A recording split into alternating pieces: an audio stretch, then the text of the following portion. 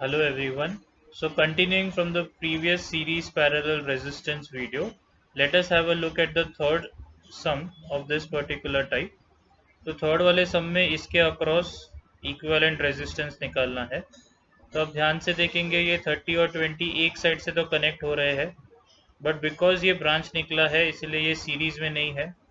तो अब ये 30 को दूसरे तरफ से ट्राई करेंगे तो ये तो यहाँ पे ब्लॉक हो गया 20 तक जाने के लिए, और यहाँ पे ये 50 के वजह से ब्लॉक हो गया। तो 30 का दूसरा एंड 20 तक डायरेक्टली नहीं पहुंच रहा है। डायरेक्टली मतलब ब्रांचेस चलेंगे बट कंपोनेंट्स नहीं चलेंगे। तो यहाँ पे तो कंपोनेंट आ गया तो ये रास्ता टूट गया, और यहाँ पे डेड एंड आ गया तो ये रास्ता भी टूट गया।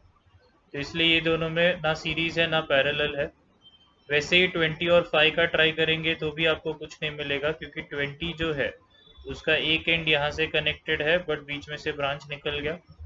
और 5 के लिए ट्राई करेंगे तो हाँ, एक्चुअली 5 के लिए 20 और 5 में ये रास्ता तो ब्लॉक हो जाएगा 20 के तरफ का, लेकिन ये जो रास्ता है वो 20 की तरफ पहुंच रहा है वापस। तो इसका मतलब हम बोल सकते हैं 20 और 5 जो है वो पैरेलल है। तो ये थोड़ा सा आपको देख के करना पड़ेगा प्रॉपरली। तो 20 का एक एंड 5 से कनेक्ट हुआ, और 20 का दूसरा एंड भी बिना कोई कंपोनेंट को मिले 5 से टच हो गया। तो इसका मतलब ये 20 और ये 5 जो है वो पैरेलल में है।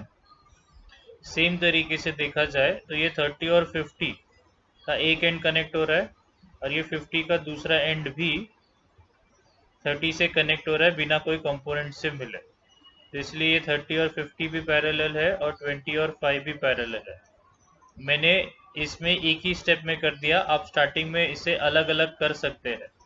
पहले 30 और 50 को ले लीजिए पैरेलल, फिर उसका डायग्राम बनाइए, फिर 12 20 और 5 को पैरेलल ले लीजिए, फिर उसका डायग्राम बनाइए। और अगर आपको डायरेक्टली समझता है तो आप डायरेक्ट भी कर सकते हैं। बट सिर्फ एक ही चीज़ ध्यान रखना है डायरेक्ट करने में, अगर दो या तीन एक साथ कर रहे हैं तो वो सबके सब या तो सीरीज में होने चाहिए या तो पैरेलल में होने चाहिए, जैसे ये केस में। अब इसमें सीरीज और पैरेलल दोनों एक साथ नहीं करना होता। मतलब एक चीज सीरीज में साथ में और वही उसी स्टेप में पैरेलल, ऐसा नहीं करेंगे। ठीक है, सीरीज का अलग, पैरेलल का अलग।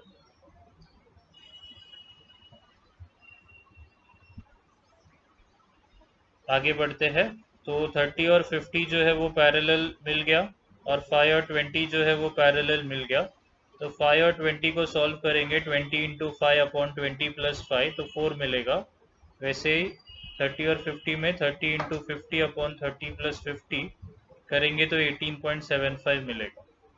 वो फॉर्मूला है पैरेलल का, R A into R B upon R A plus R B. वही फॉर्मूला लगा के ये दोनों आंसर्स निकाले। एक बार इतना किया तो देखिए, ये जो चीज़ है वो हवा में है तो इसे निकाल देते हैं, ये इधर तक हवा में है तो इसे भी निकाल देते हैं।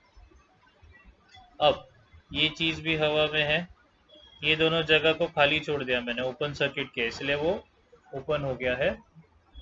तो अब जब मैं ये देख रहा हूँ और इसे निकाल दिया, तो देखा जाए तो ये पूरा चीज़ भी अभी हवा में हो गया, क्योंकि ये तो कुछ एग्जिस्ट ही नहीं करता यहाँ पे। तो ये जो चीज़ है वो भी हवा में ही है, तो ये भी पूरा का पूरा कट हो जाएगा।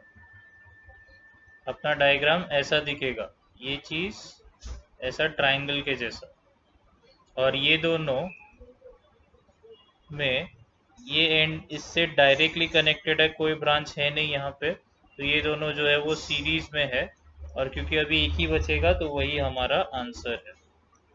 So this is equivalent resistance. हम नॉर्टन्स और थेवेनिन्स थ्योरम में ऐसे बहुत सारे सम्स करने वाले हैं।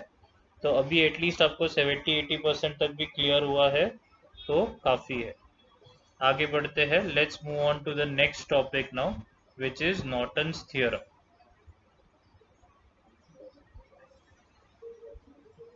सो नॉर्टन्स थ्योरम के लिए पहले वो पेज पे आ जाते हैं।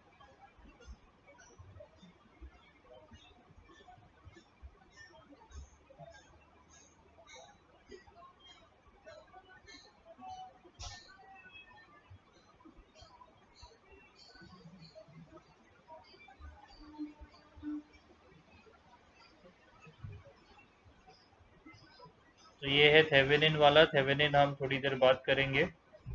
फिलहाल हम नॉर्टन्स थ्योरम से चालू करने वाले हैं। सो ये पहला सम है, मैं आपको बताते जाऊंगा सम्स को कैसे सॉल्व करना है। Let's clear this first. Okay, उन्होंने बोला है find the current through 10 ohm resistor. तो सबसे पहले स्टेप में ये आपका डायग्राम है। आप देखेंगे कि जो रेजिस्टर के अक्रॉस करंट या वोल्टेज या पावर जो भी चीज पूछा है वो रेजिस्टर को हम शॉर्ट सर्किट कर देते हैं, निकाल देते हैं और उसके जगह पे शॉर्ट सर्किट कर देते हैं। बाकी पूरा डायग्राम एज इट इज बनाया है सेम टू सेम। और जो रेजिस्टर है उसके अक्रॉस ऐसा आयन करके लिखते हैं जिसका मतलब होता है नॉर्टन्स करंट। अब सब चीज भूल जानी है, आपको नॉर्मल मेश एनालिसिस करना है ये वाले डायग्राम में। तो सबसे पहला स्टेप क्या है, ओरिजिनल डायग्राम में जिसके अक्रॉस कुछ तो पूछा है वो वाले रेजिस्टर को शॉर्ट सर्किट कर देने का और उसके जगह पे लिखने का आयन। अब आप नॉर्मल मेश एनालिसिस कीजिए, 3 लूप्स है इसीलिए I1, I2 और I3। अब I1 के लिए इक्वेशन कैसे लिखते हैं मेश एनालिसिस में आपको आता ही है, बड़ा ब्रैकेट I1 माइनस छोटा ब्रैकेट I2 माइनस छोटा ब्रैकेट I3। तो प्लस बड़े ब्रैकेट I1 में क्या आएगा, पूरे लूप में 20 ओम का ही रेजिस्टर है तो इसलिए 20I1 माइनस I1 और I2 में 20 ओम्स कॉमन है इसलिए माइनस 20I2 और I1 और I3 में कुछ भी कॉमन नहीं है इसीलिए minus 0I3 is equal to, अब देखा जाए तो ये प्लस से माइनस जा रहा है इसलिए माइनस 40 और फिर ये माइनस से प्लस जाएगा इसलिए प्लस 50। तो ये हो जाएगा माइनस 40 प्लस 50। तो आपको ये चीज मिल जाएगा, जो यहाँ पे लिखा है वही हमें डायरेक्टली मिल चुका है। अब सेकेंड वाले लूप के लिए आप लिखेंगे माइनस 20I1 क्योंकि I1 और I2 के बीच में 20 कॉमन है। अब ये वाले लूप में 3 रेजिस्टर्स है 20, 20 और 20, उन्हें ऐड कर देना है और क्योंकि I2 के बारे में बात चल रहा है इसलिए प्लस साइन I2 के पास जाएगा, बाकी सबके पास माइनस साइन। और I2 और I3 में कॉमन क्या है 20, तो ये हो जाएगा 20I3 इज इक्वल टू, अब इस बार जब हम लूप घुमा रहे हैं तो 40 जो है वो माइनस से प्लस जा रहा है इसलिए प्लस 40। पिछली बार जब घुमा रहे थे तो ये वाला लूप था इसलिए प्लस से माइनस जा रहा था इसलिए माइनस 40। थर्ड लूप में भी सेम तरीके से सॉल्व करेंगे, I1 I3 में कुछ भी कॉमन नहीं है इसलिए 0, I3 I2 में 20 कॉमन तो minus 20I2 plus 50I3 is equal to minus 100 मिल जाएगा क्योंकि प्लस से माइनस जा रहा है ये लूप। तो एक बार ये इक्वेशंस मिल गए, आप चेक कर सकते हैं एग्जैक्टली यही इक्वेशंस होने वाले हैं, ये चीज़ यहाँ पे और ये चीज़ यहाँ पे। बस ये तीनों को सॉल्व करके आपको I1 I2 I3 का आंसर निकालना है। एक बार ये आ जाता है, आप खुद करेंगे ये कैलकुलेटर में, एक बार ये आ जाता है तो लास्ट पार्ट में हम नॉर्टन्स का करंट निकालेंगे।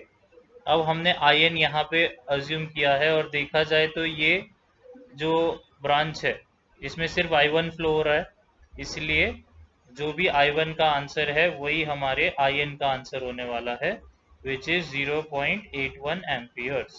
सॉल्व करने पे आपको I1 जो है वो 0.81 मिलेगा, I2 कुछ तो मिलेगा, I3 कुछ तो मिलेगा। आपको तीनों कॉपी करना है, उसके बाद लिखना है कि ion is nothing but I1 in this case, therefore ion का आंसर है 0.81। अब ये हो गया, अभी हम बढ़ेंगे स्टेप 2 पे। तो आपको चाहिए तो ये कॉपी कर सकते हैं पॉज करके, अब मैं इसे इरेज कर देता हूँ। स्टेप 2 के लिए आप वापस ओरिजिनल डायग्राम देखिए। अब ये बहुत इंपॉर्टेंट है, हमें RTH कैलकुलेट करना है।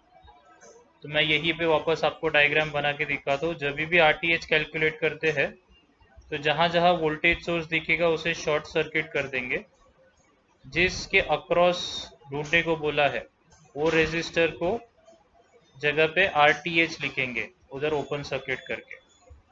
RTH लिखा, यहाँ पे रेजिस्टर, ये वोल्टेज सोर्स के जगह पे शॉर्ट सर्किट 20, ये 20, ये 20, ये 30 और ये शॉर्ट सर्किट।